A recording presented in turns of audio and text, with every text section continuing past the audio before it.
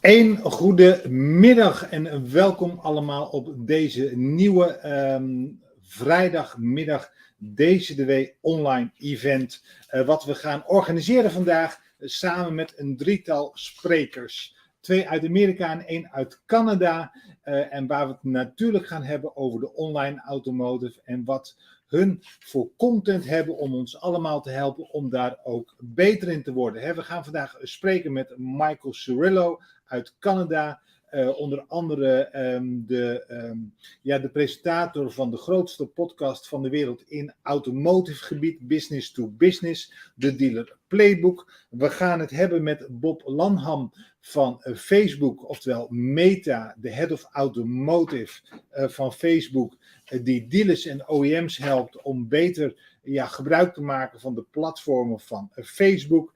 En als laatste David Spisak, rond 4:15, een oud Mercedes dealer, de mentor onder andere van Brian Benstock, waarmee we het gaan hebben over de markt zoals die nu is en hoe de wereld zich nu begeeft en op welke manier je eigenlijk daar gebruik van zou kunnen maken. Dat gaan we vandaag allemaal behandelen. Nou, uiteraard hebben we eerst nog wat tijd voor wat huishoudelijke mededelingen. Onder andere ons event, wat we eigenlijk de afgelopen 18 en 19 januari zouden organiseren met Brian Pesch. Dat gaan we nu organiseren op 23 en 24 maart.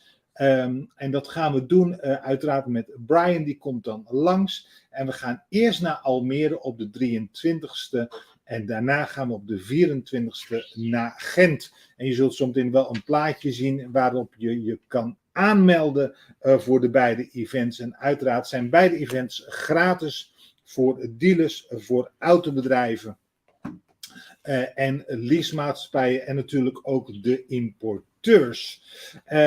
Daarnaast, 2022 is net begonnen. We zijn bijna een maand in het jaar. Ik hoop dat jullie een goede start hebben gedaan. Een goede start hebben gehad ook van het jaar. En natuurlijk was het best wel lastig om met een lockdown te beginnen. Ook al heb ik natuurlijk heel veel mensen gesproken die zeiden van joh, eigenlijk past het me wel. Die lockdown, het zorgt ervoor voor een gestructureerde omgeving om te werken. Met veel afspraken van mensen die langskomen, waarvoor je ook de tijd hebt. En eigenlijk zou je die periode eigenlijk ook wel willen continueren. Oftewel, je wilt het eigenlijk ook gaan doen op het moment dat je geen lockdown hebt. En dat is iets waar we natuurlijk met z'n allen aan moeten werken. En voor degenen die live op dit moment meekijken via LinkedIn of YouTube of Facebook, laat wat van je horen. Ik vind het leuk om te zien wie er zijn, wat jullie aan het doen zijn, zodat we ook het gesprek en de communicatie op zo'n manier kunnen vervolgen, zodat we met elkaar in gesprek ook kunnen komen. Heb je dus ook vragen aan Bob Lanham van Facebook of van Michael Cirillo, laat het mij dan ook weten via de chat, zodat ik deze ook aan de heren kan stellen, om elkaar te helpen in goede vragen, om te zorgen dat we de content kunnen krijgen die we eigenlijk van elkaar willen hebben. En dan wil ik nu introduceren Michael Cirillo. Michael is, zoals ik al vertelde, de presentator van de dealer playbook. En natuurlijk te downloaden via Spotify, via iTunes, via SoundCloud onder andere. En dat doet hij volgens mij al 9 jaar. Hij deed het eerst met Robert Wiseman als de co-host. Maar de afgelopen 8 jaar geloof ik al alleen. En er is geen betere radiostem dan die van Michael. Hij is er eigenlijk ook voor geboren in de periode waarin podcasten natuurlijk helemaal niet groot was hij al degene die eigenlijk al heel veel content maakte voor ons om uiteindelijk ook online die automotive natuurlijk beter te maken. En Michael heb ik ontmoet op de NEDA. Toen ik bij een stand was, kwam hij naar me toe en die zei van joh, ik zou je graag in de podcast willen hebben. Ik kende hem, hij kende mij van een aantal artikelen in het Nederlands die hij natuurlijk niet kon lezen. En toen zei hij van kom naar onze podcast, dan gaan we een interview doen. En daarna kwam Michael ook naar Amsterdam voor een presentatie. En Michael, you didn't understand anything about my introduction, but it was a really good introduction. Where do I send the money? Nowhere. Nowhere. Well, I did hear my name, and I heard Robert Wiseman, and I heard NADA, and I can only imagine. I'm piecing things together, but I'm excited to be here with you. Yeah, I remember it when I came to the booth from a man with an orange tie. As a Dutchman, I like orange, and then a guy which is smaller than me, not that tall as me, came to me and said, "Hey, I know you, and I want to have you as my guest on my podcast." And that started the whole thing, right? You've been here for very transformative moments in my life, and yes, you are right.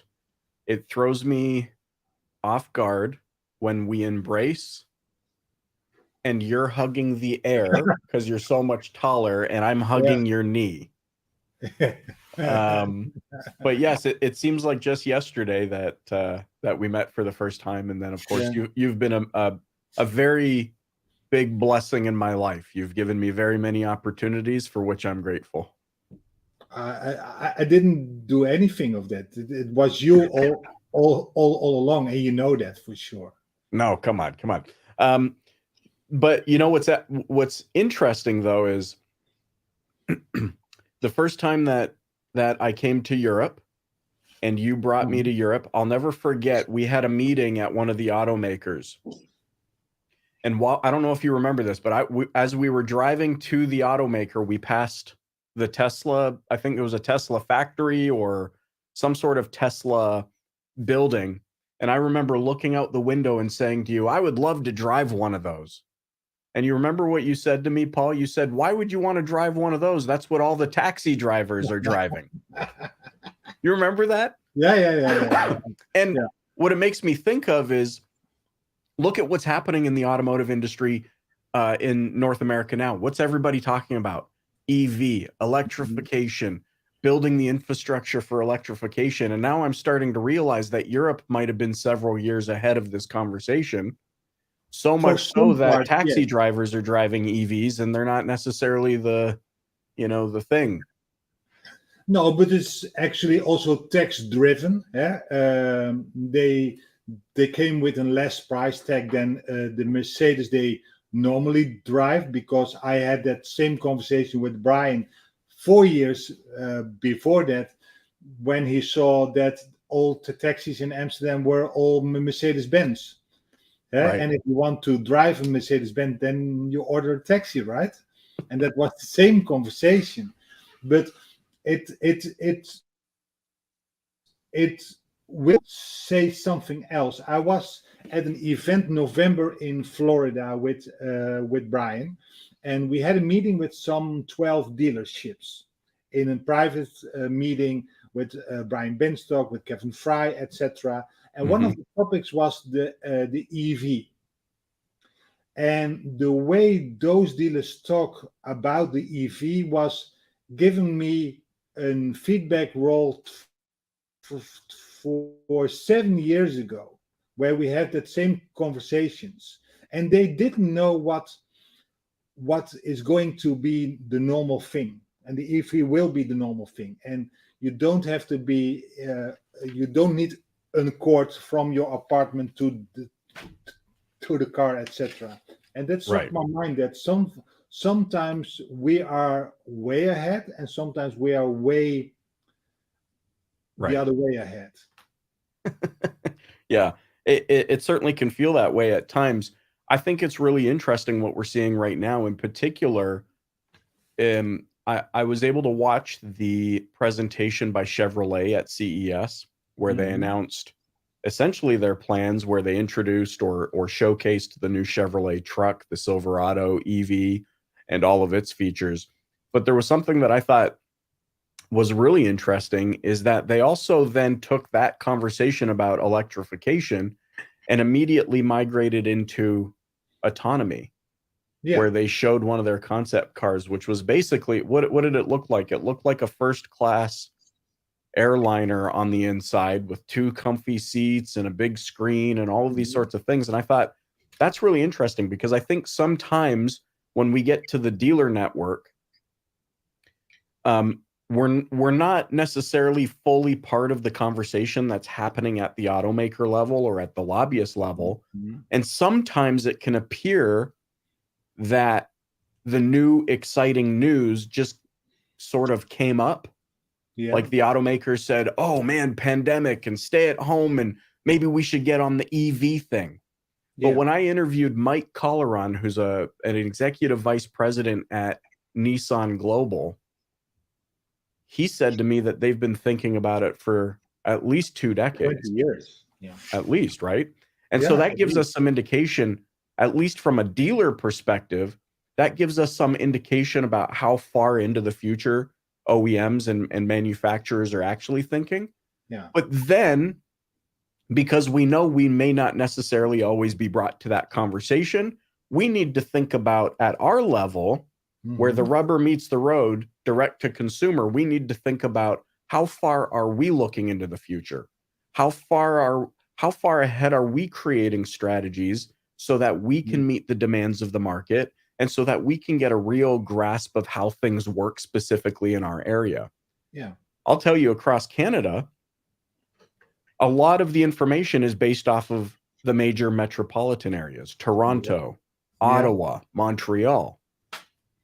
But majority of Canadians are spread out across the countryside Mhm. in smaller, very much smaller markets, maybe 5 to 10,000 people. And what we see with them is that things, while moving in the same direction, are moving not as quickly. Slowly. Yeah. They're moving much slower. No, but And the that's dealer can't actually, he needs to be able to meet the demand of his market and accommodate, so that he's not so far ahead that he misses the business that's right in front of him. And I think that's one of the big things that I really, hope as business owners we're considering is, where do I want to get to, but where am I at today? And how can I make incremental adjustments to my process, to the way, to my culture, to my people, to my community, so that there's a constant flow of business opportunity coming back to me. Yeah, but also when you talk about the rural population, right? And we have that same discussion in a tiny country as ours, 70 million people still.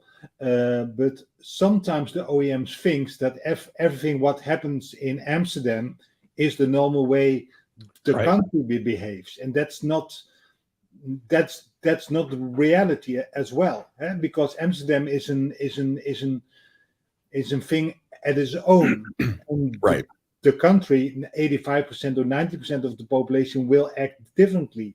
On the EV standpoint, the benefit of staying far behind what the American dealers now are, or Canadian dealers are, is that you don't need to do the same mistakes we are making for the last 10 years. For example, the OEMs thinks that an EV should be sold without any margin, and that you need to make the margin on something else. So Dutch dealers here are making a profit on selling the solar system, the socket on the house, etc., the turbocharger, etc. They make all kind of money on all the topics except for the car. And then the whole dynamics that they are saying, hey, an EV doesn't need maintenance at all.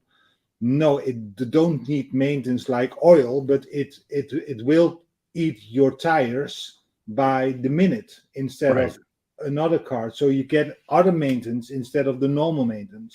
Yeah. So with that kind of mind, then you expect actually, and that's the conversation you have many times, that people are jumping on the opportunity more faster than they are. And what's interesting about that is, if you compare that model to the rest of the marketing world, Yeah. it's backwards. And what I mean by that is, anywhere else in marketing, anywhere else in e-commerce, there are mechanisms to get a customer in the door with a low barrier to entry offer. We call it a tripwire. We see this all the time. I'm sure you and those joining us today have seen this, where they go to a landing page and it says for just $7, for just €7, you can get the guide that's going to teach you how to do. And then what happens? You pay, you get the course or the material. And what is the purpose of that course or material? It's to get you to buy the higher priced item. Yeah. And the next thing you know, you've spent €1,000 on something that you didn't know, you weren't expecting it, but because they warmed you up along the way. What you've just described on the EV side in Europe is we're trying to sell one of the most expensive things to get people in the door, when really we should be considering what can we do to get people in the door before that, to build a relationship before that, so that we can actually sell it for some margin. However, there is another element, Paul, and that is the long-term value of that customer. And I think it's about finding a balance. How do I attract people and give them the thing that they want so that I can sell them my services, my other products, an ongoing service contracts and things of that nature, because that is a very real part of the deal. Now, generally speaking, in North America, what do? We sell them the vehicle, and then we're not so good at selling them service, parts, any of those sorts of things. And then we're giving up our ability to do that to the Minute mufflers and the Jiffy Lubes and Penske's, that, all of those sorts of things. And so I think it's about finding a balance on how do I attract a customer and build a relationship with them pre-sale, so that I have a greater chance of increasing the lifetime value of that customer post-sale. And keeping that customer for life, actually. On the other hand, if you are selling EVs with the solar, etc., are you selling a car, or do you sell a different life? Right. A different life, meaningful, that you care for the environment, etc. Right. And I mean, here's my controversial statement of the day, Paul. You know me, I've got to throw one of these in there. The challenge that I see right now is infrastructure. That doesn't mean they're not going to figure it out. But what I mean by that, since you've talked about the environment, if you look at Canada, for example, with, I think, a contribution of 2% to the global carbon emissions of the planet. When you look at what we've done, and don't get me wrong, I love the planet. I'm not throwing garbage out my window. You know what I mean? But when you look at that, a large part of the plan to reduce carbon emissions from Canada is to go electric. But what's happening is then we are migrating our carbon emissions to whatever country is going to mine the lithium for the batteries. And so we're going to see that country, whoever mines the lithium, we're going to see their carbon emissions go up. But we're in Canada, we're going to go, oh, but look, we reduced our carbon emissions because we went electric. And so, I think we need to, all things considered, we need to look at the roadmap to EV. We need to see it for what it really is. Yes, I think there's a long-term play where we'll figure out recycling and we'll figure out how to do cleaner, mining and things of that nature. But right now, there's also opportunities right in front of us. For example, you look at Carvana, you look at Vroom, you look at some of the interesting things that Meta, Facebook is doing with Metaverse and the development economy that's being created there. There's opportunities right in front of our face. Sure, I'm sure Carvana or similar companies are interested in electrification, and at some point will sell those vehicles. But what are they doing today? They're removing friction from the customer buying process, and they're bringing accessibility. Like, this is the age of accessibility. We need to make ourselves as accessible as possible to customers so that we can meet them where they're at today. But Michael, when you talk about Carvana, for example, and being accessible, etc., the website is not accessible from Europe. You cannot visit the website from here. That's because North America doesn't care about Europe. I'm just kidding. No, I know, and it doesn't matter who's in that White House if this is Right. the Muppet or the grandfather. I don't care either. Right. But what we see the last week is that Carvana is not making their promises true, and that they are taking a lot of their market share value down, and that there are talks about a Ponzi scheme. I know. I've seen all of that. And I think it is interesting. Time always tells the truth, doesn't it? But the one thing that I would highlight, because it's not so much about Carvana as much as it is the desire to remove as much friction from the buying process as possible. Carvana could crash and burn. I don't know anybody there. It's not going to change my life, but it's just kind of an example of where things are going. Now, having said that, if it is a Ponzi scheme, they should definitely stop that. But the point really that I'm trying to make is not so much them as much as it is that model of direct to consumer, give them what they want, no haggle, no negotiation. Here's the price we're going to pay for the vehicle. We're going to pick it up. We're going to deliver your new vehicle. If you want to come to one of our vending machines, great. As far as everything else, crash and burn and all of those things, here's what I would say, Paul. It's about us as businesses taking a hard look in the mirror. That's what we need to do today. We need to take a hard look in the mirror at every point of our process. And we, not Carvana, we need to remove as much friction from the customer experience as we possibly can.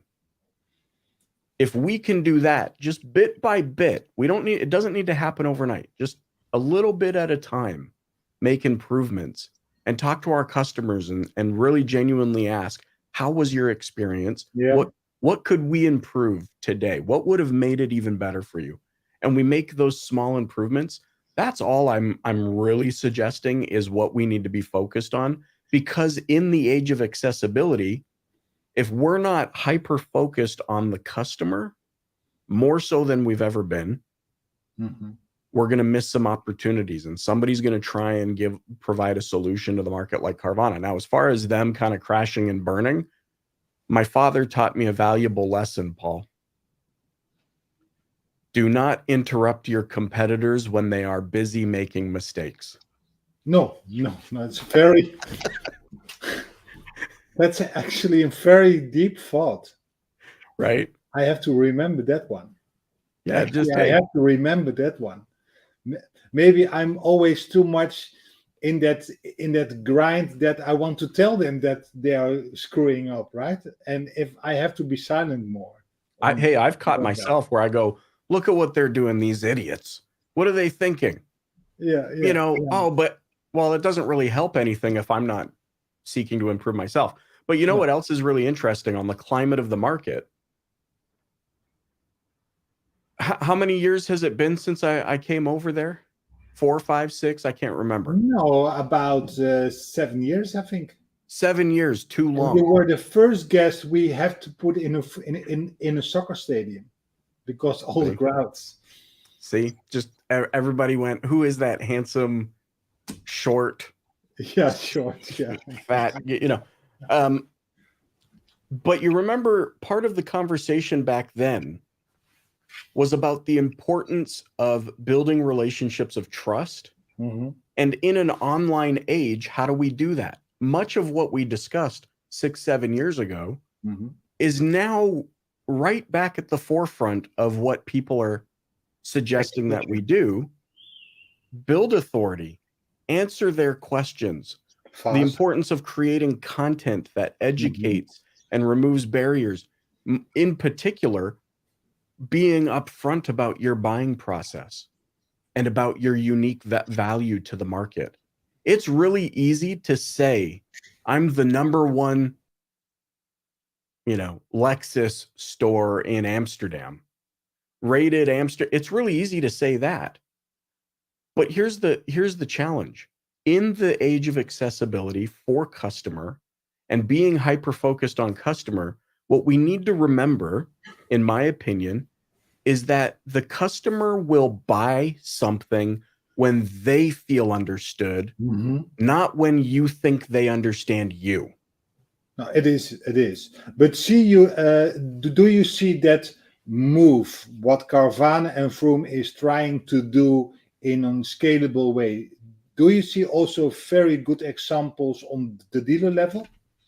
You know what? There are some dealers who are doing a really good job. And of course, you're seeing in the United States some dealer groups who are moving into that arena, like Driveway, right? And I'll let Bob talk about that when he comes on, because I know he's got some thoughts on that and some interesting information. Yeah. But we are seeing local dealers rise to that challenge. They're getting rid of all of the fluff on their website. We are the number one, blah, blah, blah, blah. Shut up. Who cares? What they're replacing that with is, here's our 3-step process to buying a car. Yeah. Simple. Here's what you can expect when you visit our store or call our store. And I know you have a lot of interesting statistics on phone calls and how those go. Well, the point is, we've gone through a period of time where we all, myself included, have all just said really fancy things on our websites. But then and I know, how well do we follow through on the promises we make on our website? What I'm suggesting is, today, the one thing that Carvana has done that I would suggest is, the way they tell you it works on the website, for the most part, I'm not saying they're perfect. In fact, nobody's perfect, but they're at least following through on some of those. Hey, here's what you can expect. The price that you get quoted to you is the price you're going to get for that vehicle. No questions asked. When you come and pick up the car, you're not going to sit here for 5 hours. You're going to be in, we're going to get you to sign some things, and you're going to drive away in your vehicle. We can all do those things as local dealers. We don't need to wait for some big tech company or some other website portal or we can do those things. Mr. Mrs. Customer, when you work with us, you'll enjoy a transparent buying process. You'll enjoy a quick buying process. You'll enjoy, no waiting. We don't like our customers to wait. You can figure those things out today. You don't have to wait. No, but actually the best retailer in town can be the local store online as well. It doesn't have to be the offline store, which cannot compete online to the big stores. That's actually in as a car dealer, the most easiest win you can make. Right. Because and you can do a lot of it for free. Yeah. For example, it's just about, look, when you look at your business operation and you identify the friction points that currently exist, and you just look to address 1 or 2 of them at a time, then you can get creative. Here's what I mean by that. So in Canada, Canada's answer to everything these days is to lock down, right? We've had multiple lockdowns, at least 4 or 5 now, where the country's locked down during the pandemic. Well, previous to pandemic, there were companies out there charging thousands of dollars a month for chat and for video capability. Yeah. During the pandemic, guess what? During the pandemic, all of a sudden, when everyone was forced to figure out how to do online appointments, there were dealers that were using Calendly, an online scheduling system, which has a free plan you don't have to pay anything for, and Zoom or Google Meets. And they just simply connected the two. And my point is, when we really are forced to take a look at how to remove friction, we can get creative. And we find that we don't have to spend thousands of dollars often on some of these big shiny tools that everybody wants us to have, and we can actually figure out how to give a better customer experience for free using the tools we already have available to us. If somebody is phoning the dealership and asking about technical questions, optic questions about a used car, and you cannot convert that conversation into a FaceTime conversation where you can actually see the car in real time, not in video afterwards, but in real time, to show the car in real time as a FaceTime video, which every small child will teach you how it works, because that's the way they communicate with their grandfathers, etc. Sometimes you need a pandemic to force you the old way out, and the Yes. new way in. So, Michael, before we are letting Bob in, I want to welcome our viewers like Koen van der Laar, welcome. Patrick Multgen from Germany. Hi, Michael and Paul. Great to have you here on this wonderful Friday. It's good weather here at the moment. Wilbert Filippo, our partner from Infotrade. Jeroen Boeven van Rhino Events. Martijn Beauvais, Lauwman Dealergroep. En dan Steven Komen. Leuk dat jij er ook bent. Michael, you will stay on the video call, right? I'm here. Zo, onze volgende gast is Bob Lanham. En Bob Lanham is de Head of Automotive Retail bij Meta. Oftewel het moederbedrijf van Facebook, Instagram en WhatsApp onder andere. En Bob hebben we al eens een keer eerder gehad op een livestream om te praten over hoe je het beste als dealer natuurlijk uit Facebook kan halen. We zijn in Nederland namelijk niet echt gewend om iemand te kunnen spreken van Facebook. Het zijn altijd wel de agenten of de specialisten die advertenties maken voor Facebook, die ons daar wat over kunnen vertellen. Maar nooit eigenlijk echt iemand van Facebook. Dus daarom is het hartstikke leuk dat Bob hier wel zometeen is. En helemaal vanuit Michigan. Bob, welcome to our event.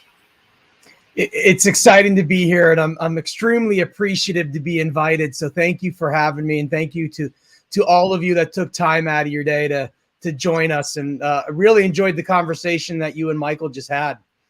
Okay, thank you. Thank you for that. But the honor is obviously with us, that you dedicated your time to us to teach us all the possibilities at Facebook, at Meta, I have to say now. But to talk to you, to talk us through your role and your person for our audience, which they don't know you that much, right?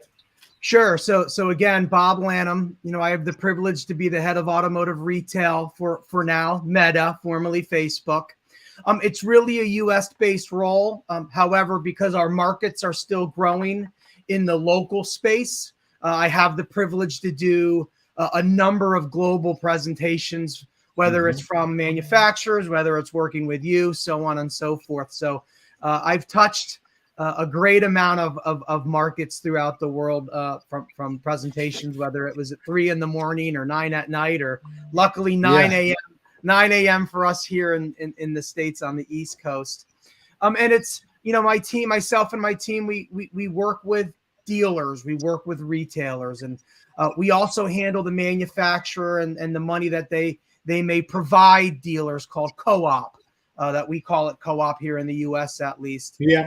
Provide dealers to use for marketing. And, our role is just to make sure that, they're performing or executing the best practices on Facebook, because at the end of the day, the last thing we want is any retailer to be wasting their money. Marketing and advertising is a top expense for retailers, right? Yeah. So, we want to make sure that the ROI is there, because what you buy and how you buy your advertising and marketing clearly plays a role in your profitability because of the size of the expense. Yes. Hey, and are you based in Michigan or in New York or in Austin? Yeah, I heard you say Michigan, so I think you might have said, I believe he's in Michigan. I'm based right outside of Detroit, where where they're now called the Detroit Three, used to be called the Big Three, the Detroit Three, with Stellantis and Ford Motor Company and General Motors. I live in an area that they circle me, so I can get to wherever I need to go quickly. Okay, so I was once with Brian Pess at the office in Austin. Yes, at our Meta office in Austin. Yes, great. Yes, and it was a remarkable office. And what I know from that conversation is that the woman who was walking with us through the office was telling us, this is a good Italian restaurant in-house. This is that. This is the catering. This is. Do you want some food? Do you want some? Whatever the case will be, everything was in the office.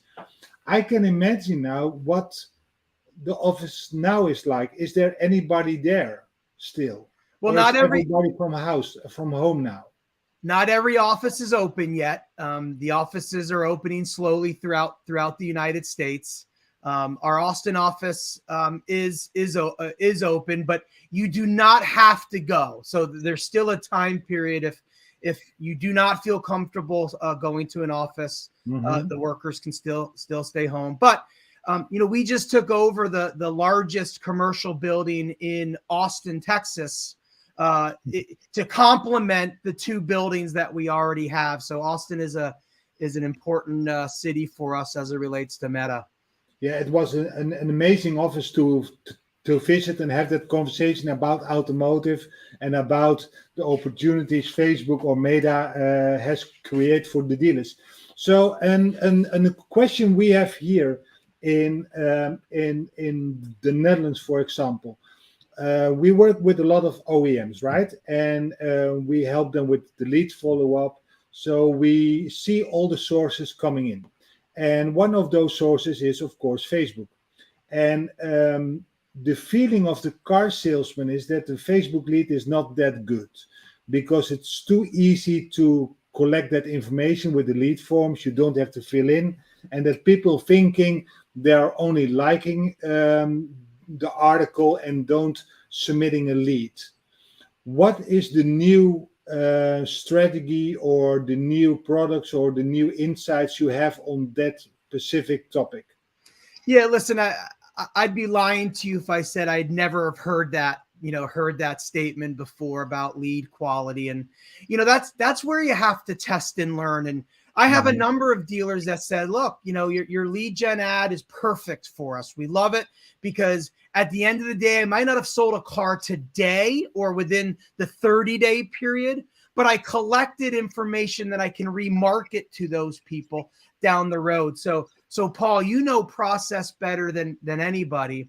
I love to hear dealers who say, I collected the information that I needed. I might not have sold them a car today, but I'm able to remarket them through our custom audience platform and so on down the road and convert the sale, right? Not everybody's a transactional buyer. They might not be ready to buy within that month. In fact, Google has some great stats that says 75% of people who submit a lead don't submit a lead in the month that they actually end up buying, right? So you have to understand that. That's important to understand.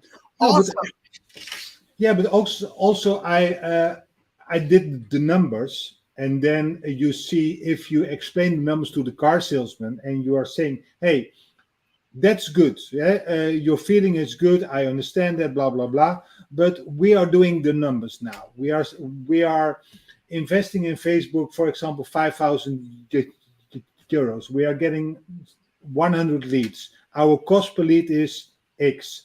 Our cost per appointment is X. Our cost per sale at the end is actually lower than the perceived better quality leads. Yeah. You have more of them, so you need more work to process them. But at the end, the cost per sale is lower because quantity often wins from quality. Because I can work with, I can work better with 100 less quality leads than with 10 better quality leads, right? Again, it comes down to that process, right? We're seeing a lot of dealerships develop very strong in-house BDCs or business development centers. We're seeing the larger groups centralize their BDC where everything comes into one location. We'll get to messaging, I'm sure, at some point. And you had my good buddy David Kane last year in town, and he just made a post about, are you a messaging first dealer, right? And messaging is something to think about, a precursor to the metaverse, hence the rebrand of our company. So, look, I'm not here to tell you that every single lead that we provide is going to close on a sale.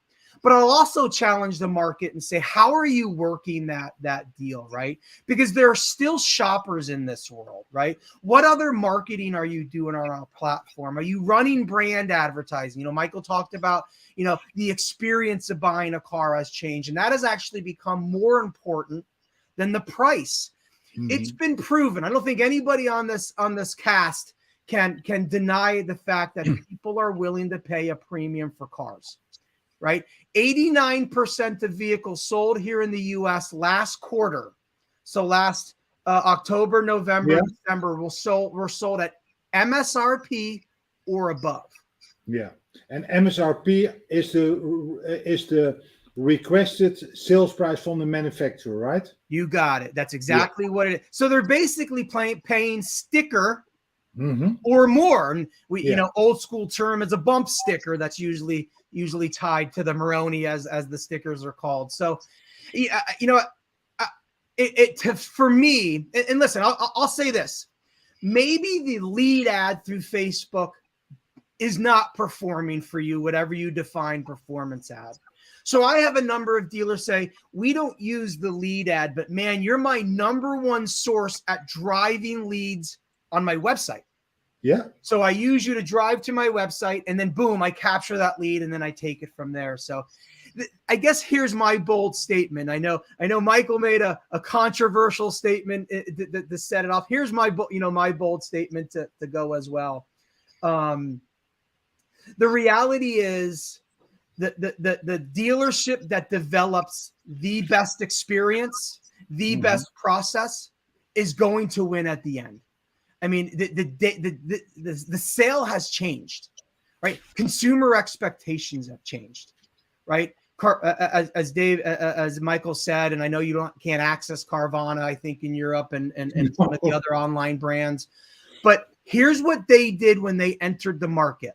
And I want the dealers on this call to think about when they entered the market. Do you want to know what they did not advertise?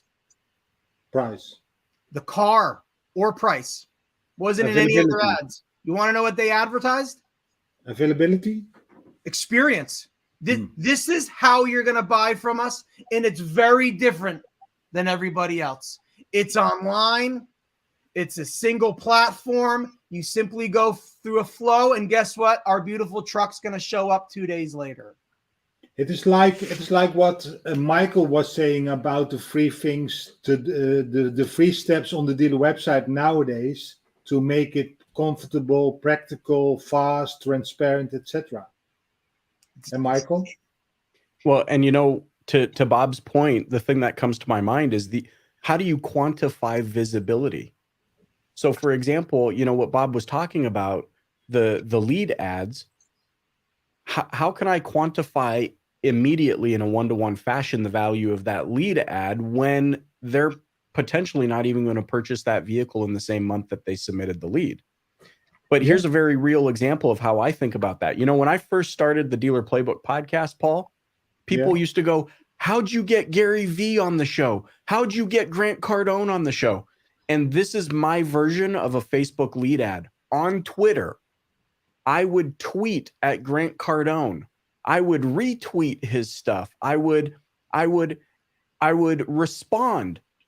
And any moment he would respond back to me like, I agree, Michael, or thanks for commenting, Mike. I knew that in that moment, he was thinking about me for just a split second, enough time to respond. Yeah. But as that compounded, he started to get familiar with who I was, so that when I asked him to come on the show, i.e. make the buy, he said yes because he was comfortable for me. So when you look at lead ads, when you look at brand advertising, like Bob has said, when you look at TV commercials, newsprint, there is a way to quantify that media mix in the form of the value of me being more visible to you more frequently to you, so that you build that relationship with me, and then I'm the one that's top of mind when you're ready to buy. And Paul, I'll add to that because Michael said something that's so important, that the second us retailers understand this, you're gonna win, right? And I want everyone to take themselves back into the in-store process and a physical human being is walking into the store and up, right? And what that person walking through the door in that first 3 to 5 seconds of the introduction being the most important aspect of the car sale, right? The meet and greet, we call it, right? In fact, when I was selling cars on the showroom floor, I had 9 meet and greet scripts that I had to memorize and rehearse. I got videotaped. Because it was they say the best closers are better openers. Okay. So think about that concept. This is why it's so important for our industry as retailers to market our brand. Market your brand more so than the vehicle. You market price, then you want to negotiate. You want it to be an experience of negotiation. You talk about your experience. You talk about your brand. You talk about the why buy, we call it. Yeah. Then that's going to be their first reason of wanting to buy from you. And the car becomes secondary. And we call it a full funnel marketing strategy. Brand, right? To direct response. And direct response means getting a click, getting a lead, getting a message, getting a VDP view, to down remarketing or loyalty, right? And those who understand that and market all 3 tiers, they're going to be the ones that are going to perform well and do well. But Bob, when you say what you say, the best openers are the best closers. Yeah, the best closers are better openers. You got it. Yeah. Then I'm thinking about when I'm getting those Facebook leads, I don't have to perceive that as anything, but have a clear opening and the best opening there is to let them feel welcome, and don't expect anything, because 75% of the leads are turning into sales the other month or 2 months or 3 months from there. So I don't have to be all enthusiastic or nervous about quality, but doing the best opening there is to feel them welcome to the dealership, and then go from there. This is what I equate. This was if dealers only run lead ads, run no any other advertising, only run advertising where they want to lead. This is how I equate it to. I equate it to my meet and greet opening at my former dealership as this. Hi, welcome to Toyota of Sarasota. My name is Bob Lanham. Can I have your name, number, and email address? And are you buying from me today? You wouldn't do that. No. We don't do that. There's no script across the world that has an introduction to that. But we do that when we only run lead gen ads, where we never brought the meet and greet or the brand advertising to say, hey, buy from me first because I'm an awesome dealership. I have a great experience. But Bob, what you're saying on the back of the head of the car salesman is that exactly what they think. If you don't buy from me today, then it is the worst lead ever. Well, this is where the process has to change, right? And listen, I know we tend to live in a 30-day transactional period. I get it. I'm well aware of that.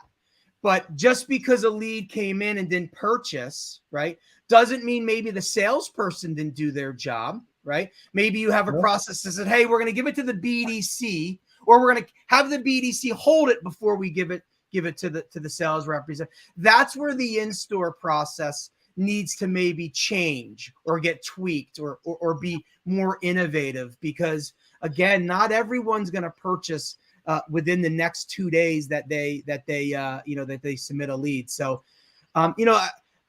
David, let's get to David Kane for a quick second, because I know he's a friend of the family to all of us. And, David's a trainer, right? David's a BDC trainer. He goes in store, he works on processes. And one of the things that I've loved to see David evolve as is that non-personal communication, that messaging that is being done where neither people are in the room. And what the data, okay, guys, what the data is showing is that those dealers that can handle messaging appropriately, meaning they're not trying to turn it into a lead form that goes into a CRM system that a templated email gets sent out, they handle it like a human being, are having skyrocketing close rates.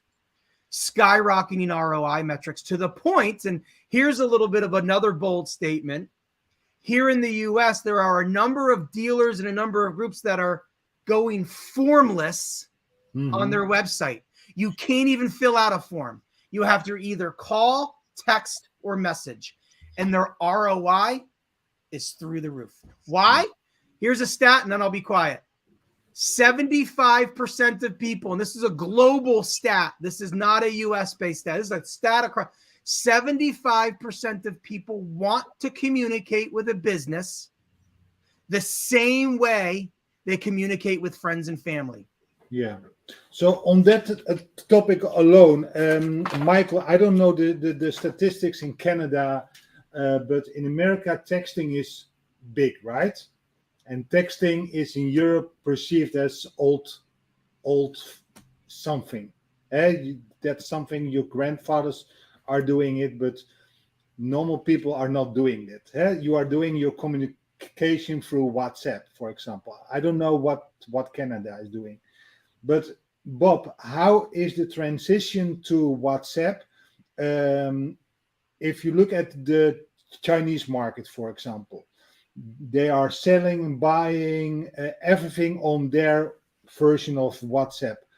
What is Meta or Facebook doing for WhatsApp to make that also easier than it's now?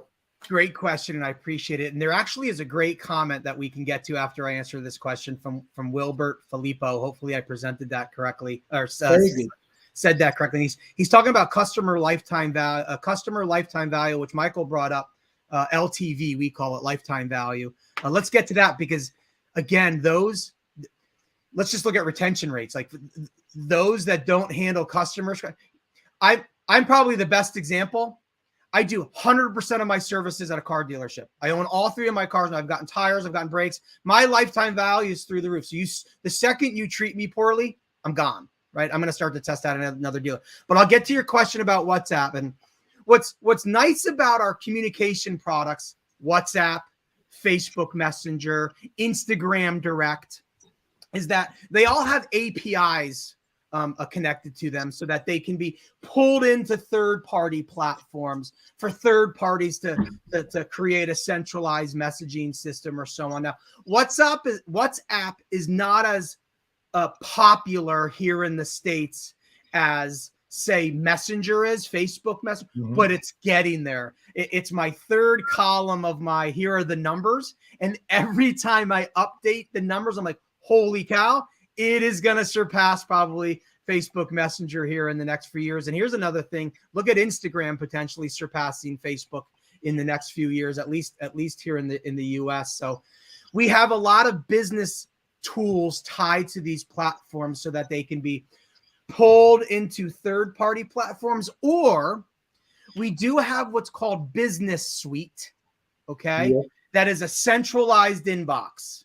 That is a centralized area for you to make posts on your LinkedIn and your Facebook pages. So we have a couple case studies in Brazil, in Latin America, where WhatsApp is essentially the main communication platform of connecting with connecting and closing car deals with consumers. So this is what I would say. If you're a dealer listening, if you're an agency listening that works with dealers, if you have not discussed a messaging strategy or understanding what a messaging strategy is, I think you said you're going to have Brian Pash on here tomorrow, or I know you've had him in the past. He's got a great cartoon. He's got a great cartoon that basically says it's mimicking someone walking into the showroom floor and the sales representative saying, "Can I have your name, number?" Someone's going to get back to you in the next 24 to 48 hours, right? Like you would never do that. The other thing I want dealers to think about, and listen, I got to be agnostic here, so test and learn, which is, do I handle it in-house or do I outsource it, right? And you have to test and learn, but I guess I'll just say this. Do you outsource your brand? Like, does Paul DeBreeze outsource his brand to me for me to try to make who you are? You don't. You're your brand. Michael's his brand. on my brand. So just think about that concept when someone engages with a business, what their expectations are when they engage with that business. With the person in the business instead of somebody outsourced. So Michael, real quick, just think about this. If the goal, if you have a strategy that takes a message that comes from here, and the goal is to turn it into a CRM input to then email, that is absolutely counterintuitive to human behavior. It's the dumbest concept of all time. No, the email is actually a traditional digital medium, which is, I challenge every salespeople always with the same question: how many times do you actually see your personal email box? You can send a card with a postal. It's better and faster to read than an email. How's that working in Canada, Michael? Well, for me, it comes back down to what we've been talking about essentially, which is eliminating the friction from how customers want to interact with your store. And you know, to Bob's statement, those that can figure out the customer experience and a process to match are the ones that are going to win. We don't need to be afraid of the large tech incumbents that are entering the market as competitors, or maybe even some of the OEMs that are coming out with products that are perceived competition, because we have the ability right at the ground floor to provide the experience that customers want. So as far as lead forms go, yeah, I think they're becoming much more antiquated, and we're looking at, you know, constantly coming up with ways that we can just connect consumer to buyer or to dealership as efficiently as possible, whether that's through WhatsApp, whether that's through text messaging. I don't know that, you know, to Bob's point, the mass adoption of WhatsApp in Canada, not quite there, but it's steadily growing. And I think the more that the world becomes connected, the more the adoption will happen. For example, I would have never used WhatsApp unless I had colleagues in Europe. Like I never would have even signed up for it, but because I know I have colleagues in Europe, such as yourself, and you know, all throughout Europe, I'm brought onto that app, and then I start to adopt my ways to use it because I know that that's how they want to communicate. It was similar to years ago. I remember you said to me, Paul, I said, "Are you active on Facebook?" And what did you say? You said LinkedIn is where you said something to the effect of LinkedIn is where, and this was before even in North America, we even were caring enough about LinkedIn. No, but Facebook is perceived as something for your private life, right? To share with your actually friends, not your 5,000 friends, but your actually 15 friends. The people you actually know, yeah. In your family. And LinkedIn is very business wise, and you can see if I cannot do the same message on Facebook and on LinkedIn because it makes no sense whatsoever. I'm getting no engagement whatsoever on Facebook if I'm going to sell something. I'm getting a lot of engagement if I'm sharing content on LinkedIn. I'm not getting engagement also there if I want to sell something either. Right. You know, there's an interesting thing though. About a year ago, maybe 2 years ago, I spoke at a youth convention to teenagers. And I made a comment about Facebook, and you know what they said? We are all on Instagram. Our moms are on Facebook. And you know what I thought was really interesting about that? Because it had nothing to do with the auto industry. This was a youth camp, for crying out loud. But my brain immediately said, well, doesn't that make sense then for where car sales professionals should be trying to build relationships? Where the buyer is. Now, that may not be yours and my buyer, but to your point, on a personal level, I think there's a tremendous value to being where your customers are, kind of to the point about WhatsApp and messaging and all of those sorts of things. If my ideal audience is actually on Facebook, hanging out, watching videos, surfing marketplace, they're accustomed to Messenger, then it's incumbent upon me to get out of their way and adapt to the way that they want to communicate. If they're familiar, so for example, you know, everybody knows how to use Google at this point, and then consumer comes over the dealer website, and they're forced into a new learning experience where they have to figure out how to navigate inventory in a different way. Maybe it's a little archaic, maybe it's a little too advanced. When we could have just simply said, well, they already know how they got here from Google. And so if they know how to use that, why don't we give them a Google-like experience on the website so that they already know how to find what they're looking for? It's a very simple thing, but it's all to the point suggesting that if they want to use WhatsApp, make yourself available on WhatsApp. If they want to use Messenger, make yourself available on Messenger. If they're using Google, make your experience on your website as Google-esque as you possibly can. And then to Bob's point, pull in the tools that you need to utilize to make your experience as seamless as possible. And those are the dealerships that are going to win. Bob, last thoughts, because I know you're giving us a lot of time. Here's my last thoughts.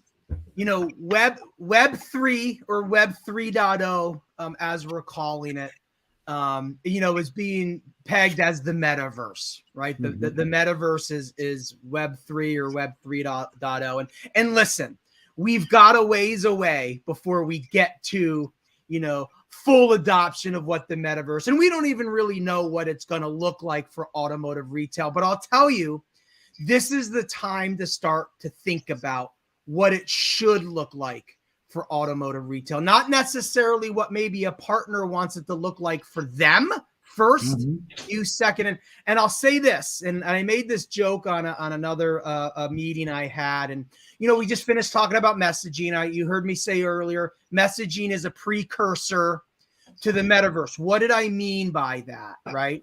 Well, messaging, you communicate with someone that is not physically near you, right? They're in their own house, they're in their own state, they're maybe in their own country, like they're not near you. So you have to learn those skills to virtually communicate and sell.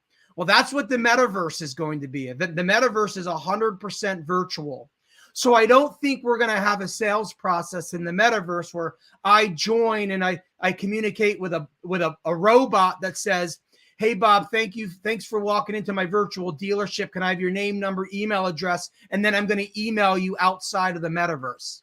Like, I don't even know if email will even be around, right? Like, when does email die? Because I spend every morning probably deleting, just swiping 100 plus emails that I barely read the headline. So I guess my point is start to prepare now for what the experience is going to look like tomorrow.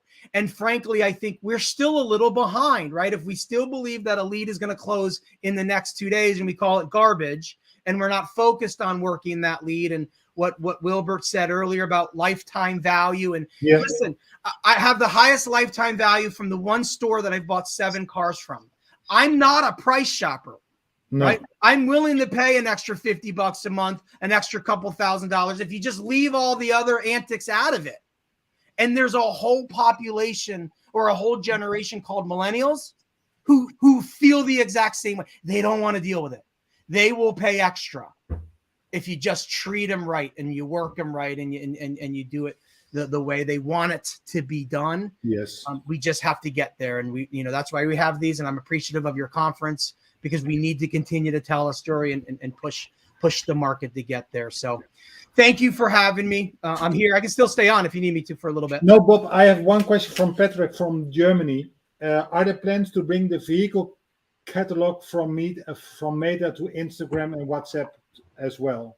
Yeah, great question, Patrick. And we're working on a number of things regarding automotive products in general. And I actually had a call yesterday regarding the importance of inventory syndication, which is essentially what you're referring to, which is how do I syndicate my inventory, to the broadest market that I possibly can. So can't tell you much now. There's more to come. There's things that are being worked on, but this is what I would say.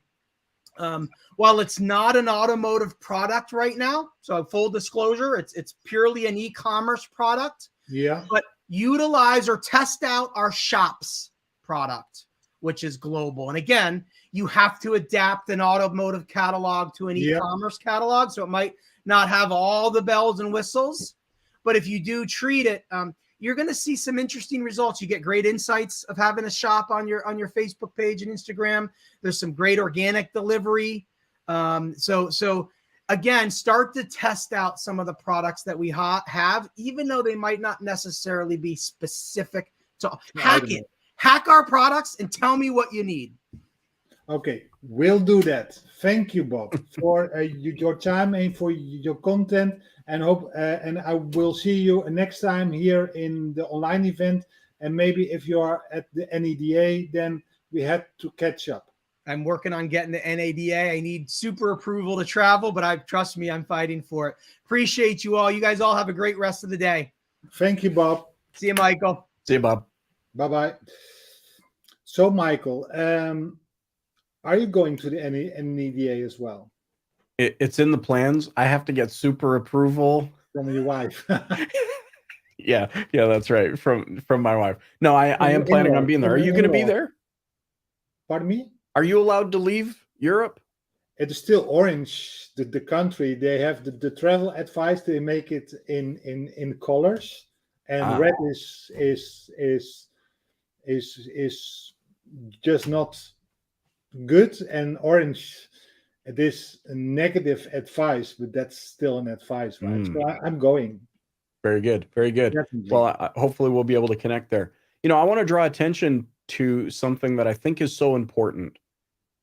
We talk a lot about the customer experience, Paul, but you know what worries me? What worries me is that in general, en masse, most dealers, and don't get me wrong, I'm not trying to be Michael versus dealers, because I feel like, as a business owner, I fall into the same category. We are constantly too occupied looking for the next shiny object to solve our problem. The shiny bullet. The shiny bullet, when the shiny bullet is us. And the challenge that I have, speaking of NADA, the worry that I have is we're going to show up to NADA and what's going to happen. They're going to have all the booths and look at this new tool that we developed and look at this new thing, and everybody's going to get all excited. And then a year from now, we're all going to forget about it. Why? Yeah. It's because if you and I have learned anything over the last 2 decades or more, it's that we have continued to put our faith into the wrong thing when we should have been putting more faith into ourselves. And so I know there are dealers out there who are probably getting frustrated with the customer experience conversation and the culture, the internal culture of my store conversation. But for those that are willing to listen, I plea with you to hear that those are the companies, not just automotive, any company. Those are the ones that are going to transform and rise above and accelerate beyond anybody else, especially in the next 3, 5, and 7 years. And this is why we're talking so much about it. This is why 7 years ago, I spoke so much about it. And 7 years before that, I spoke so much about it, because when you really consider, I don't know if I've shown you this graphic, but follow me for a minute. Imagine a cartoon where there's a little fish, a little orange fish being eaten by a slightly larger red fish, being eaten by a slightly larger blue fish, and then there's the largest yellow fish. And you know what he's saying? Man, I really don't like orange fish all that much. And the point is, if you can picture that in your mind, the point is to suggest this. The bigger fish that we're worried about, the online buying experience, digital retailing tools, whatever, those aren't the big fish that we should be concerned about. The big fish has always been and will always be the customer. Yeah. And that's the big fish. And I know that's the big yellow fish. Yeah. Orange. That's the small orange fish, and then the big. And if we're not careful, and if we brush this away and we say, nah, but it's so hard and we don't this and I don't know what to do and things work differently where I am. No. Are there customers where you are? yes, then you had better take a hard look in the mirror, utilize the tools at your disposal right now, map them to a better customer experience, and just finally be willing to put in the work. My worry is, I had a conversation, Paul, yesterday actually with Dan Moore. You know Dan. Yeah. You know what he said to me? From VistaDash. You know what he said? He said the scariest metric that I can see in VistaDash is the number of dealers who are overcompensating for doing the work with big inflated ad spend. In other words, they're spending way too much on trying to acquire leads and trying to buy new tools and trying to do all the different shiny bullet things, but they're just overcompensating for what we all know needs to actually happen. And that is to put in the work. When you and I first met, you remember I looked like Danny DeVito. I looked like Danny DeVito if he was a turtle. And then at some point, I had to stop complaining about how I looked like Danny DeVito or Jabba the Hutt. I had to stop complaining about it. I had to stop looking for the shiny bullet tool to help me.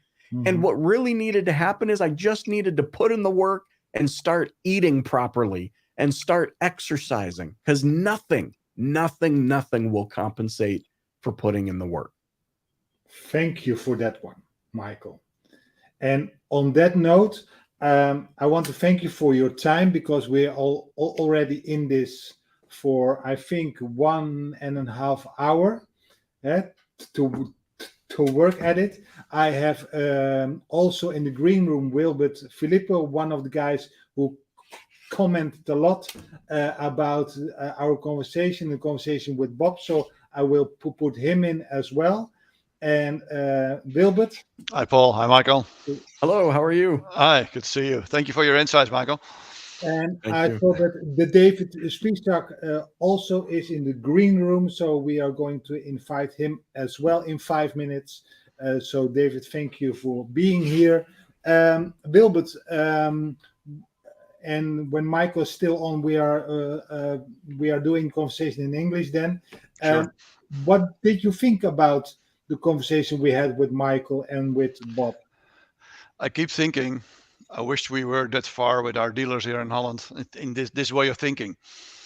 But that's what you and I are doing, Paul, trying to just evangelize and it's just also what Michael says, it's not just looking at your lead and your lead cost. It's about doing the work, having your customers satisfied, having the retention, and then if you work that out, you will have a customer lifetime value. And if you work that out in your CRM system, you will see that, and you will, if you know what the sources have been for acquiring a new customer, and if you know that you can have a long customer lifetime value, well, then you can have higher CPAs, you can advertise more, you can get more clients, and then you have a sustainable growth.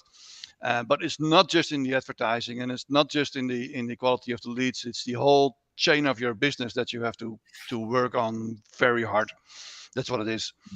Yeah, I can imagine that one. Yeah, but here in Holland, if you look at our customers with the CRMs, and it's getting better, and they're getting better systems as well. But it's still the way they spend budgets, the way they look at budgets, the involvement often of the management into marketing and lead generation is quite limited, and it's such an important part of your whole business. And well, I just hope that more people hear discussions like this, and on a higher level, and be aware that you can't just do the business like you did 15 years ago in a showroom.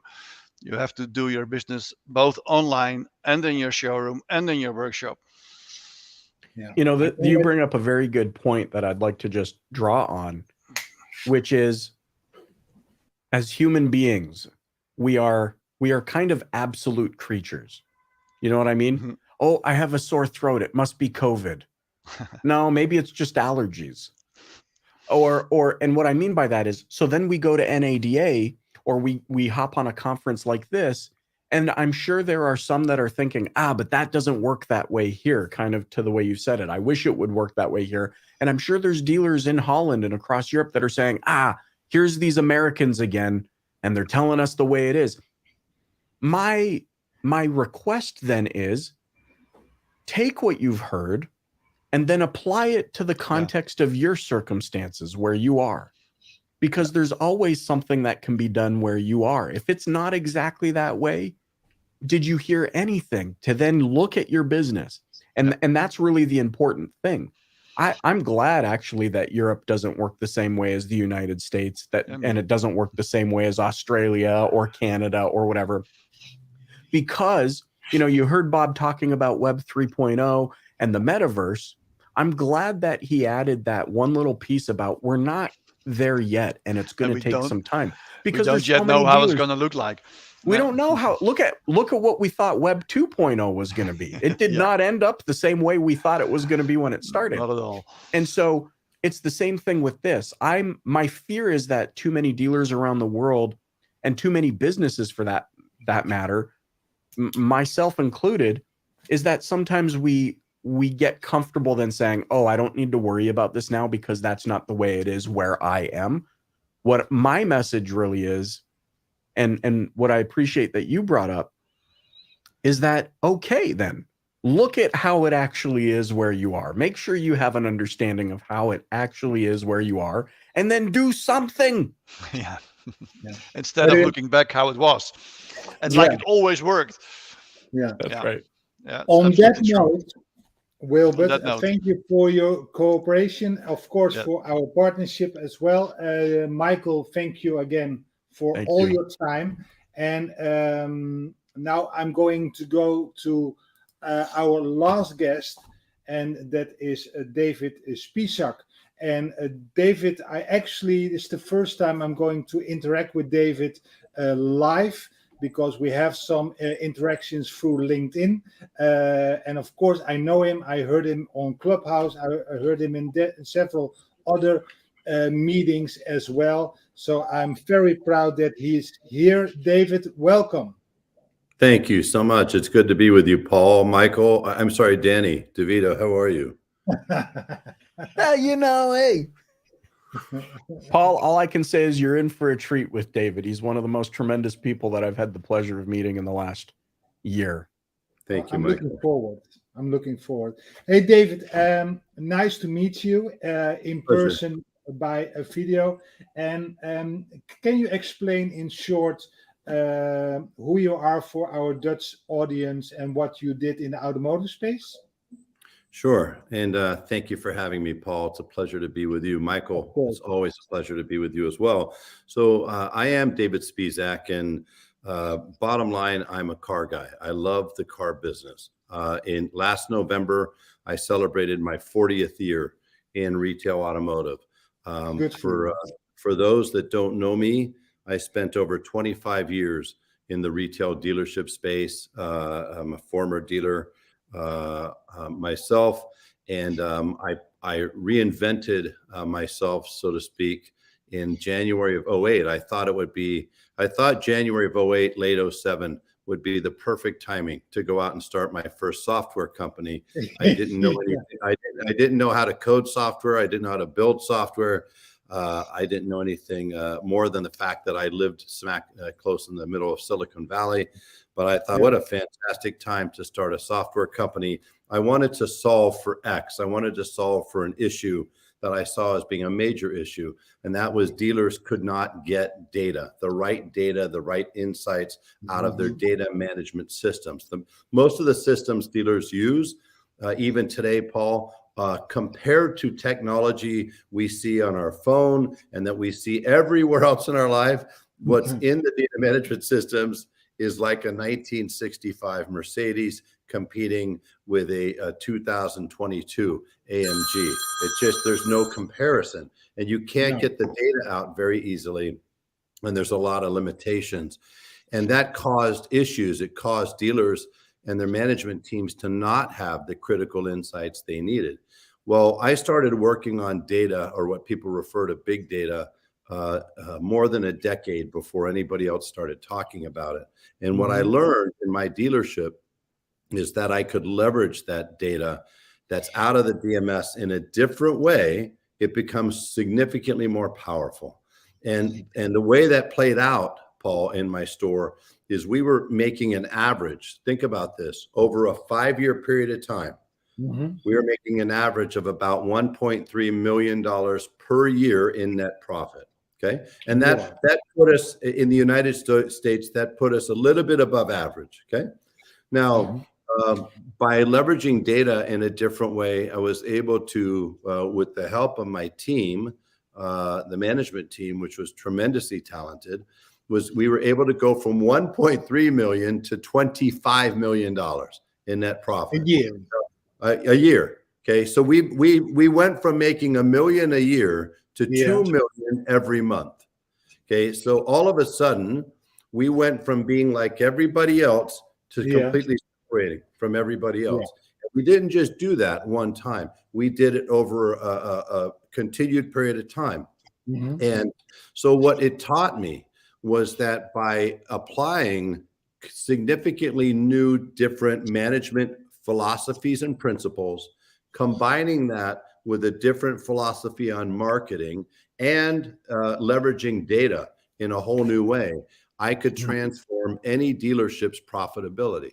And I proved that out in a couple of ways. First and foremost, what I did is when I became an executive for AutoNation, we sold our store back in 1999, and year 1999, and in January 2000, AutoNation asked me to become an executive and to run a $2.5 billion unit of the company in a certain geography. We had so many underperforming stores. There was 10 regions at the time, and this was by far the worst performing. In less than 18 months, became the #1 performing market in the United States for AutoNation. We saw stores that were losing money hopelessly every month, all of a sudden make money. And this wasn't because of a chip shortage. This wasn't because of a pandemic that allowed the supply chain to positively impact growth. This was the old hard way where you actually had to sell cars, make money.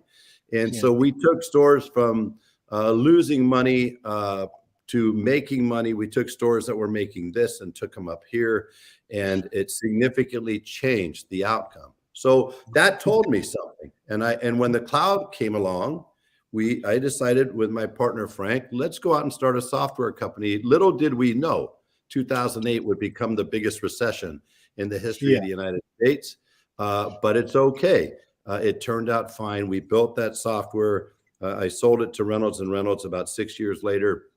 And I've built multiple software since then. And I consult for technology companies today, technology companies that want to work with American dealers, sell to American dealers. So I consult for them, and I also consult for dealers across the country.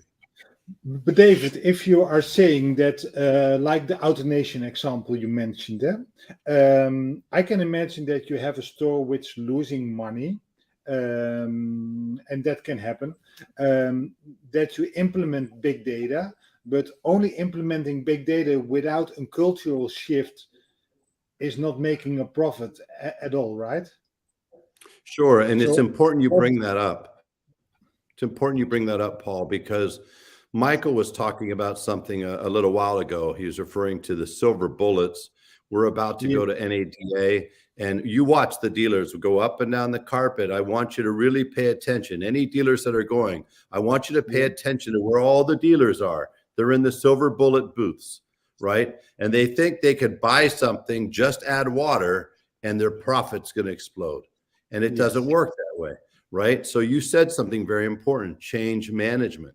So you notice that when I was referring to my example, the initially at the store, it wasn't just the data. I had to have the right team. I had to have the right insights. And then I still had to change the management philosophy, right? Our philosophy on sales, our philosophy on training, our philosophy on marketing, and combining those, Paul, is what exploded the net profit by 25 times. By the way, we were more profitable. The second place net profit store in the United States, 21,000 dealers. We were number one. Second place was $10 million less than us. Less. And We it's didn't only just one beat them, store we or destroyed 5 stores, or was it only one store? One store on a small lot, 4 acres. I could only fit 25 new cars on my lot. Think about that, 25 new cars. So Michael said something else important. He says, hey, no matter where you are, you might be sitting here and going, man, crazy Americans. It's different here. You don't know what it's like in the Netherlands. You don't know what it's like in Spain. You don't know what it's like in Germany. Well, first of all, I do a little bit because I spent a fair amount of time in Germany because I had both BMW and Mercedes stores and Volvo as well. So I do know a little bit, but I can tell you this. I've learned this. Anybody that's saying, yeah, that's different. Yeah, but hard to believe. Start chasing what you don't believe and you'll make more money than you've ever made. I promise you that. If you chase only what you believe, you're not going to make any more money. Yeah. Start chasing what you don't believe.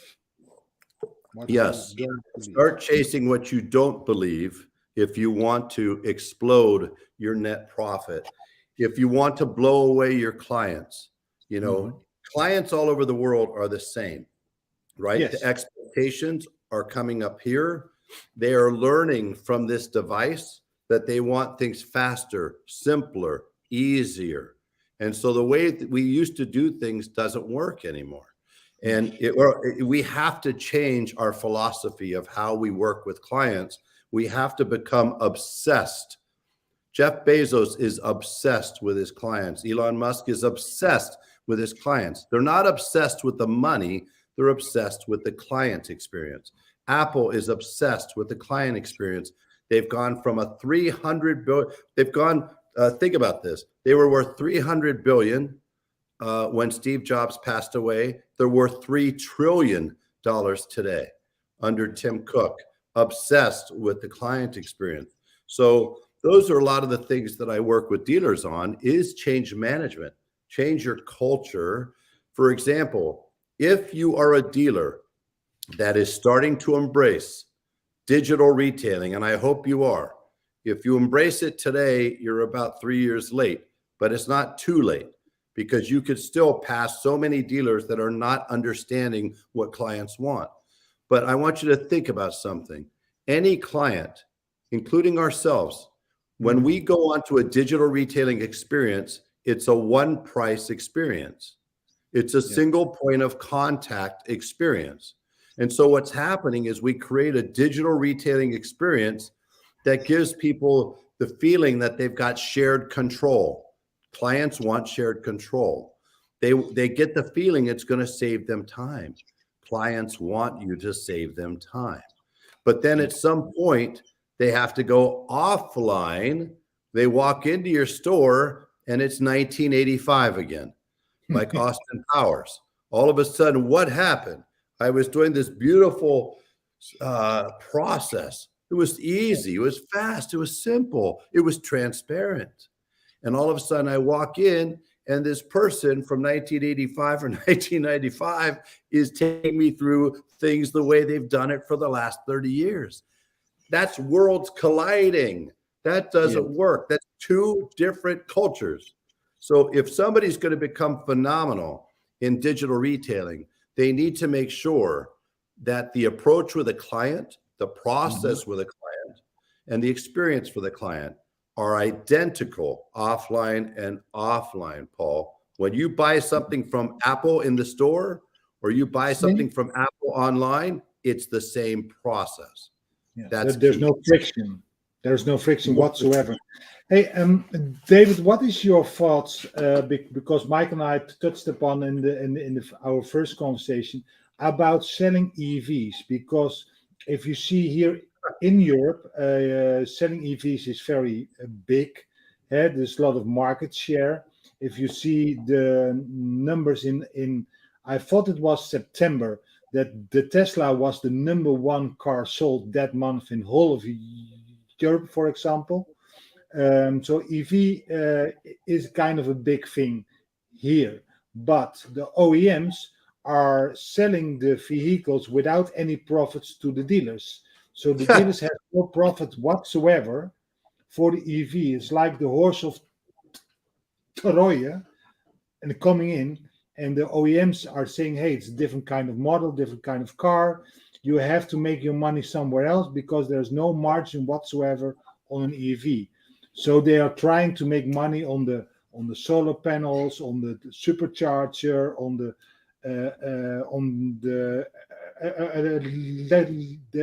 company supplying the electric. They make some adjustments, whatever. How do you see that market evolved in America? Well, it's a little bit similar, and we may be a little bit behind Europe in this regard in terms of adoption of EVs. You see, in the United States, the prevailing feeling by dealers is that clients are not demanding EVs. The clients are not the ones pushing EVs. The government is pushing EVs. It is. Oh, and it's true. California, biggest car market in the country, stated that they are outlawing. You cannot sell a brand new gas engine vehicle after the year 2034. 2035 and later, only EVs. That's not customers demanding that. Clients still have a very significant amount of range anxiety in the United States, and I'd be willing to bet that exists in Europe as well. In the United States, we have one charger for every 20 people, every 20 EVs. Of the chargers that are in public places, in almost every case, according to research, at least one of those chargers is non-functioning. So imagine you pull up to a charger that doesn't function. The third thing is that in most cases, those chargers are not superchargers. Superchargers is a small percentage of all chargers. The majority, you have to park there, and I hope you're hungry because you're going to have lunch for 8 hours while your car charges. Okay, it's not good. And then what you're talking about, they're trying to change the outcome. So here's something that's interesting. Yeah.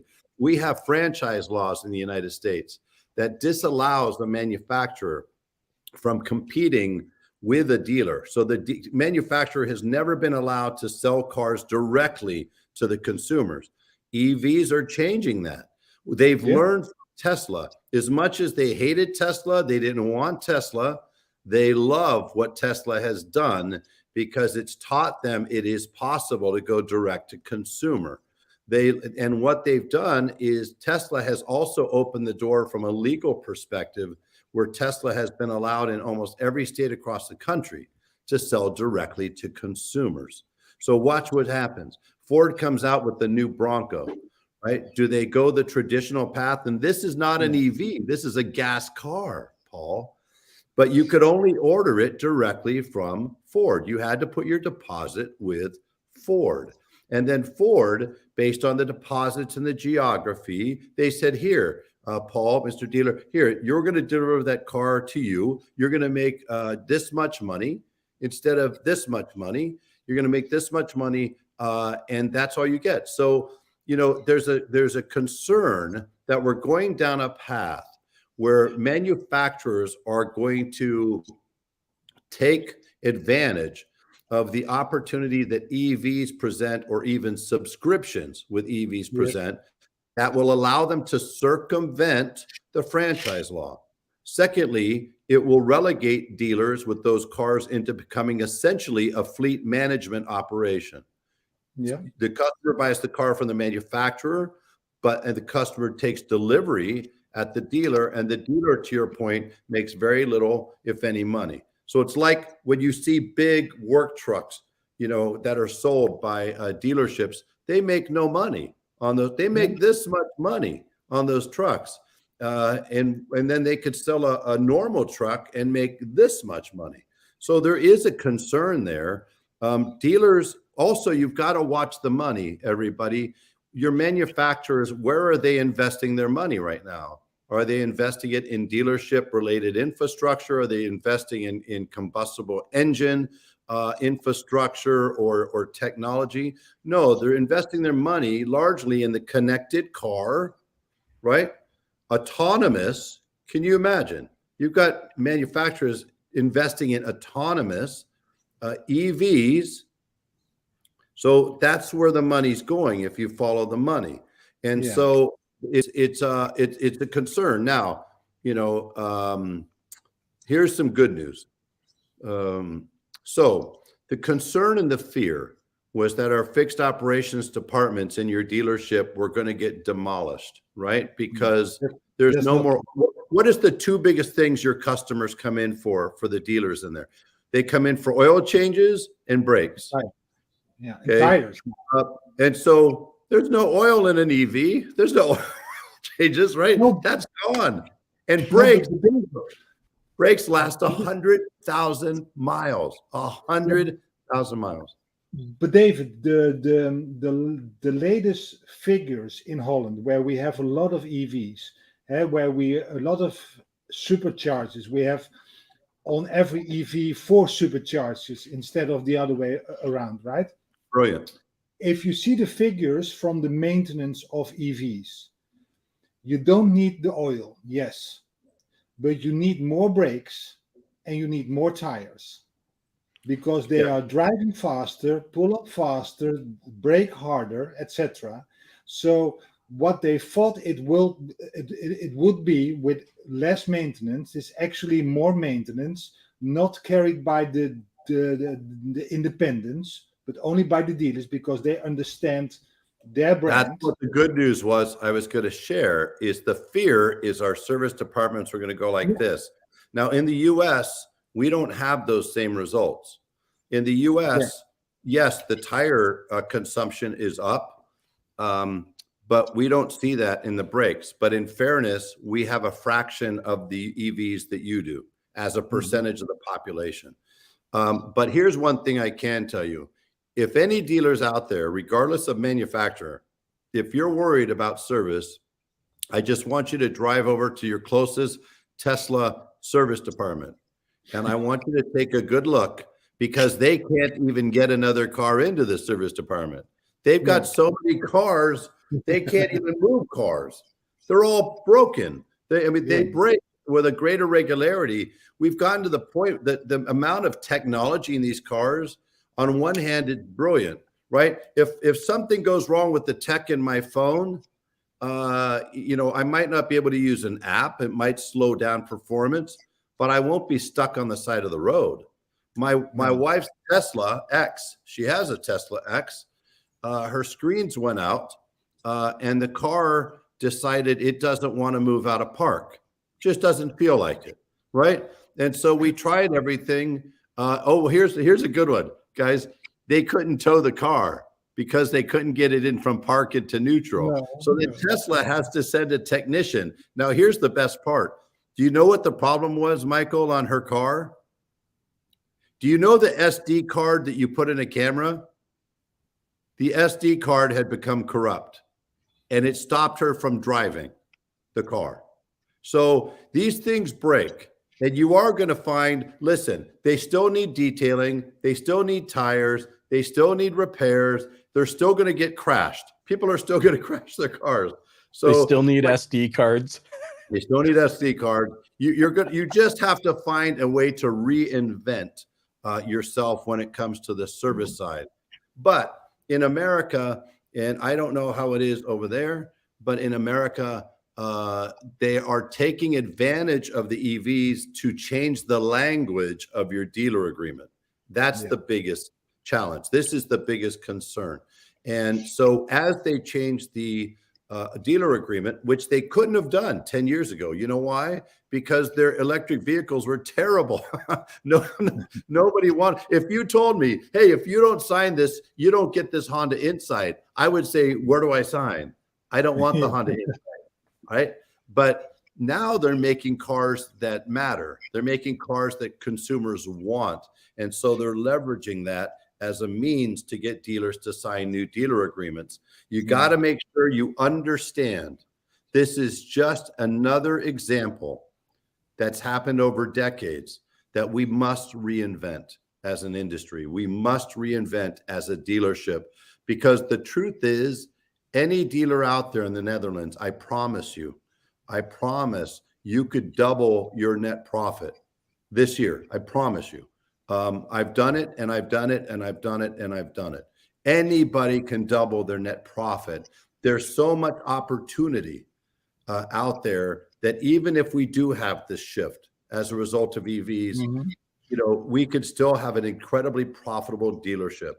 And over here in the United States, by the time we get to 2030, we are still going to be in single-digit percentage in terms of EVs versus the total population of cars driving on roads in America. Yeah. I don't know what that's like over there. Sounds like it's going to be faster. No, it's still, if the market is changing now, the oldest cars are in 10 years old, ten years old, but still we have 5 million diesel cars, gasoline cars still on the road. So there's plenty of opportunity as well. And if you are what we speak about to try to meet up here in the Netherlands, I'm going to show you some sophisticated dealers and some dealers lagging behind, and there you can see the opportunity to present itself, and you see the waste actually of opportunities. Yeah, and I would love to do that. I hope to do that someday. When I say that you could double your profit, I'm talking about the sophisticated dealers. The non-sophisticated dealers should be 4, 5, 6, 8, 10 times, right? Yeah. The sophisticated dealer can double your profit this year immediately, but we have to change. And one of the biggest keys is, number one, is we have got to master the client experience, and we've got to be able to exceed that the expectations, whether it's in service, whether it's in parts, or whether it's in sales, right? The second thing that we need to do is you've got to leverage every dealership. If you look at all of your client base, okay, you may have this many clients that on a net promoter score would be a 0. They're ambivalent.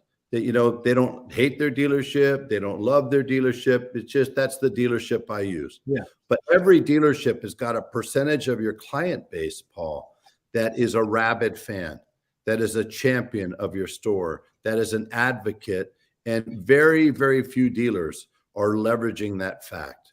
Very few dealers are really taking the time to understand who those people are, define who those people are, and continue to nurture the relationship so that those people in turn will go out as advocates, as champions of your dealership, and assist you in being able to market your store for no money. Right? So that's a huge opportunity. Digital retailing is a huge opportunity. Used cars is still a huge opportunity. Service and collision is a huge opportunity. But we must think differently as we move forward. Every company that's a top performing company in the world that we admire, every single one of them, they constantly reinvent. And they're constantly trying to look for ways to beat how they do things before their competitor figures out how to beat what they're doing. And that's key. Every dealership should have its own internal R&D department, its own internal lab where you test new approaches, new ways of doing things, new ways of engaging with clients so that you can stay far ahead of everybody else in the market. Because, Paul, it doesn't matter what happens outside of the walls of your dealership. It matters what happens inside the walls. And if your dealership, if the market gets smaller because of the economy, if the market changes because of the manufacturer, listen, I only have to beat my competitors. And I can still get what I want. I have to do it by dominating you and rendering my competitors irrelevant to the customer.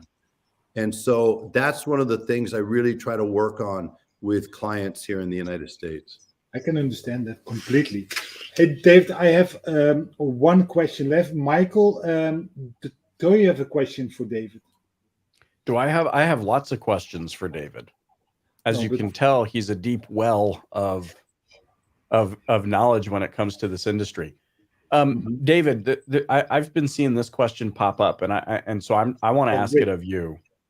Yes. From Wit Norad, she's asking about overcoming the roadblocks to accessing data, so that the buying experience, the online experience, the customer experience can be more streamlined. How did you do that when there's so many? You had mentioned the DMS. You've mentioned, obviously there's DMS data, there's inventory data, there's customer CRM data. What was your process to kind of get your hands on all of that data in a streamlined way so that you could analyze?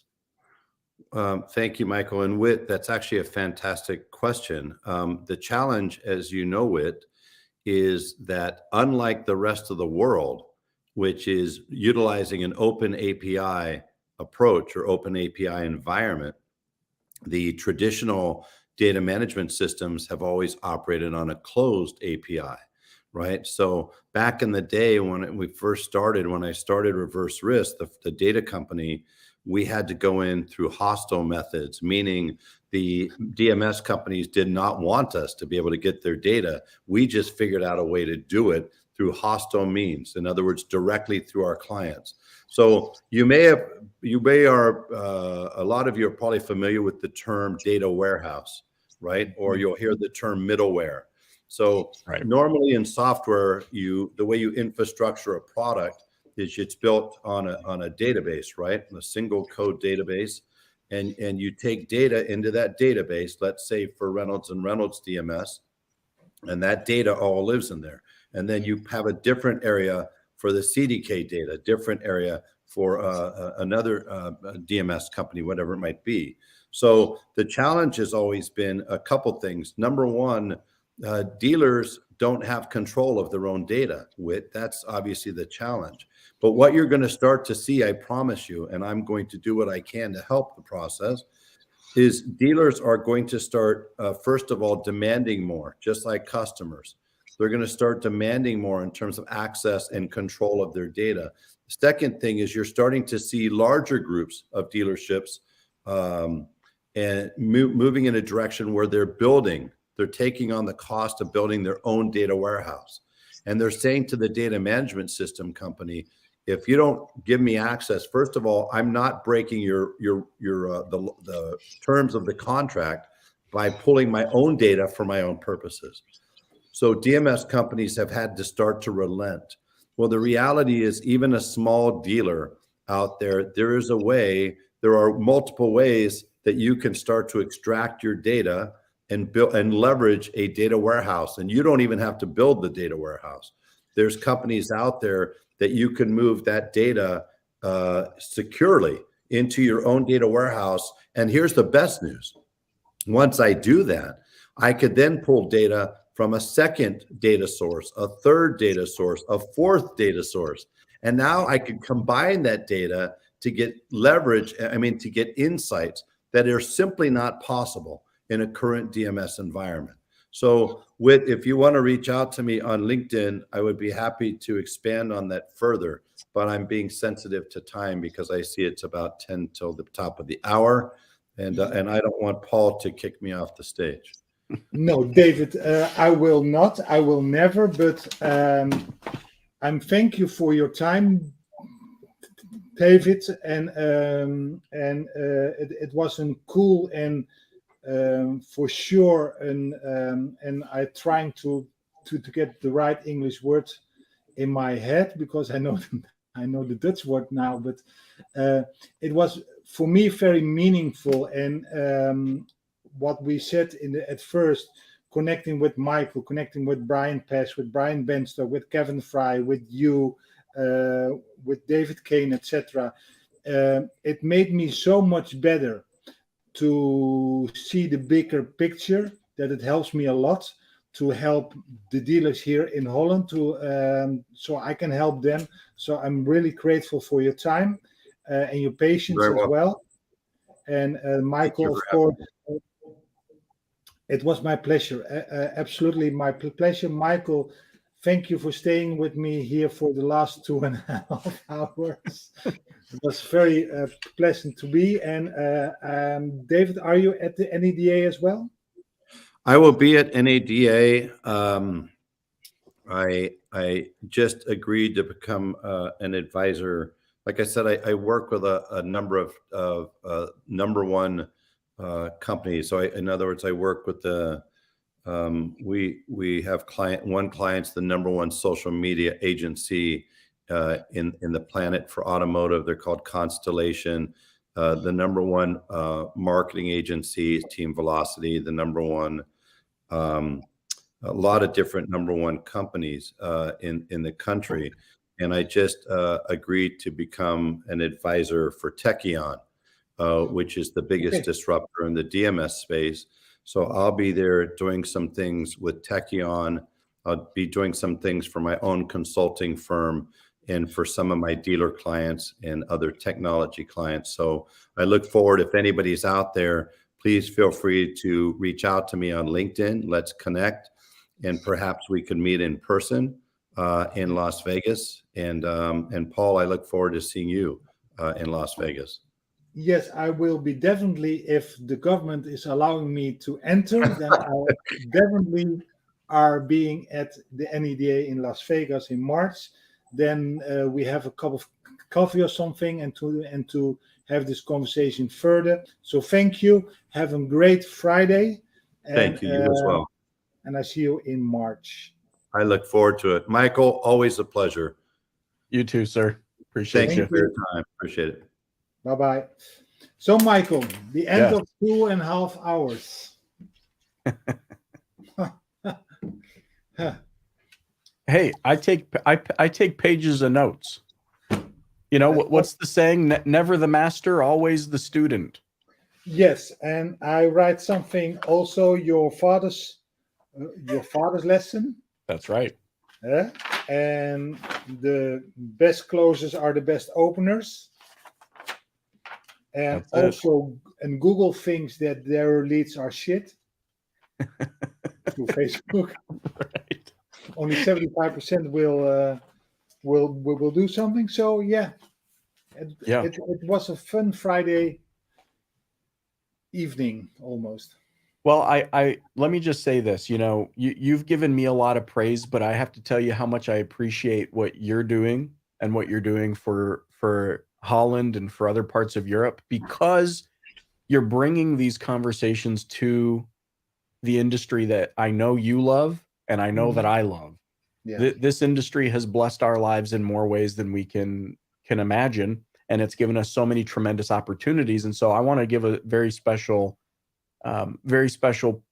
acknowledgement to the dealers who continue to show up, who are coming to your workshops, who will be there with you in March, who are listening to Brian, who take the time to listen to all of us, to David, to Bob, to David Spisak, you know, to David Kane, to yourself and your partners, because, you know, it takes a lot of effort to bring this kind of content, as you know. It takes a lot of effort to bring this content out. And so, you know, I'm appreciative of their time and for them continuing to show up. Very truly, I say this, you know very well, entrepreneurship is a roller coaster. Yeah. We're doing so good. Oh no, we're about to go out of business. Oh, today was a good day. Oh, and we know the dealers are dealing with this. And so, you know, I sincerely say and give my appreciation to the dealer community for what they do in the community, for the employers that they are, for the work that they do, for the desires they have. This is a very transformative moment in time, which means it's going to be very uncomfortable. But if for those that continue to heed your counsel, to listen to what you're teaching, to listen to what is out there, and then apply it to the context of their circumstances, they're more powerful than they already are giving themselves credit for. Yeah. And so it's about each day at a time of trying something a little bit new and experimenting and going with it. And so thanks, Paul. Really appreciate you. Enjoy your friendship, and I'm grateful for you, and of course all those that have taken the time. Thank you. Today. Me too. And one last question: the dealer playbook is available at. Yes, the Dealer Playbook is available wherever you listen to podcasts. Apple, Spotify, Google Podcasts, iHeartRadio. I don't know where the millions and millions of others that show up. You can now watch full episodes on YouTube. But Spotify as well? Spotify as well. Spotify is our second most popular app that you can listen. So if you're on Android, you can listen on Spotify or Google Podcasts or things of that nature. Of course, we're on Apple Podcasts. Love for you to check it out. Leave a subscribe, and a positive rating and review always helps. That's the thing. Michael, thank you. En op dit verhaal sluiten wij af. Dank jullie wel. Vooral degenen die vanaf het begin aan het kijken zijn. We zijn bijna 2 uur onderweg. Met de voorbespreking zijn we in totaal 2,5 uur onderweg. Dus het was wel een dingetje. Was ook eigenlijk niet zo gepland. Maar nogmaals, ontzettend leuk om te doen. Dankzij onze partners natuurlijk mogen we dit altijd graag doen. Dus dank daarvoor. 23, 24 maart komt Brian Pest naar Nederland en naar België. Dus de 23e in Almere, de 24e in het voetbalstadion van Gent in België. En daarna gaan we ook proberen om de Duitse markt ook dezelfde content te kunnen leveren. Voor zover, dankjewel voor het kijken. Een fijn weekend en tot de volgende keer. Dank jullie wel.